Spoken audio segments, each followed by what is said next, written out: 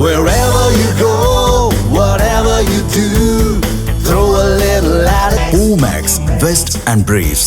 தீபாவளினா பளிச்சுன்னு ஞாபகத்துக்கு வர்றது பட்டு, பட்டாசு, பலகாரம். பலகாரம்னா ஞாபகத்துக்கு வர்றது மந்த்ரா கடலை எண்ணெய். அபார ருசி, ஆரோக்கியமான உடல் நலம். தீபாவளி அன்னைக்கு மட்டும் இல்ல, என்னைக்குமே கிச்சன்ல இருக்க வேண்டியது மந்த்ரா கடலை எண்ணெய் தான். தமிழக வக்ஃபு வாரியத்துக்கு தலைவர் உட்பட 10 பேரை நியமனம் செய்து கடந்த நவம்பர் 28 தமிழக சிறுபான்மையினர் நலத்துறை உத்தரவு பிறப்பித்தது.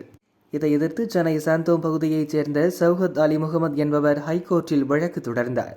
வக்ஃபு வாரிய சட்டத்தின்படி வாரியத்துக்கு நியமிக்கப்படும் உறுப்பினர்களில் முஸ்லிம் அல்லாத 2 சட்டத்துறையைச் சேர்ந்த ஒருவர் இடம்பெற வேண்டும். ஆனால் இப்போது வாரியத்தில் தேர்ந்தெடுக்கப்பட்ட உறுப்பினர்களில் அவ்வாறு இடம்பெறவில்லை. எனவே இந்த உறுப்பினர்கள் தங்கள் பணியை தொடர தடை விதிக்க வேண்டும், அரசின் உத்தரவையும் ரத்து செய்ய வேண்டும் என குறிப்பிட்டிருந்தார்.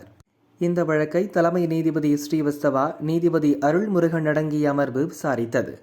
மனுதாரர் தரப்பில் மூத்த வழக்கறிஞர் ரவி, வழக்கறிஞர் சோத்தமன் ஆஜராகினர். இருதரப்பு வாதங்களை கேட்ட நீதிபதிகள் பிறப்பித்த உத்தரவு: வக்ஃபு வாரிய சட்டப்படி தேர்ந்தெடுக்கப்பட்ட உறுப்பினர்களில் சட்டத்துறையைச் சேர்ந்த ஒருவர், முஸ்லிம் அல்லாத 2 பரிந்துரைக்கப்பட்டு நியமிக்கப்படவில்லை. சட்ட விதிகளின்படி இந்த நிபந்தனை பூர்த்தி செய்யப்படவில்லை என்பதற்கான முகாந்திரம் உள்ளது.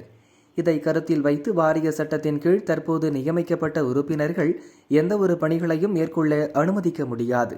அவர்களது நியமனம் குறித்து தமிழக அரசு பதிலளிக்க வேண்டும். விசாரணை வரும் 19ஆம் தேதிக்கு தள்ளி வைக்கப்படுகிறது என்று தெரிவித்தார்.